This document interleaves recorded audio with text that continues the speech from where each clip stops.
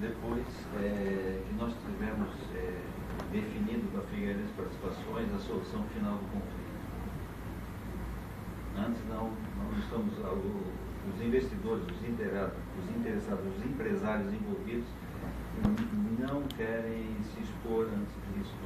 Mas no momento que isso for definido, serão apresentados os nomes das pessoas, o plano, todo ele detalhado aqui. Mas pelo que a gente está vendo, a Figueirense Participações não vai se pronunciar, né? Porque eles estão assim, ó. Aí vocês têm que ver quem é que de fato, conforme a nota, tem esse interesse. Porque se o conselho manda uma carta, a Figueirense Participações não manda outra, é porque eles não estão nem. Reforço. A gente tem que ver historicamente, com base nos fatos, reforço, com base na sua fala, quem está preocupado aqui com a questão, né, dos interesses patrimônio figueirense.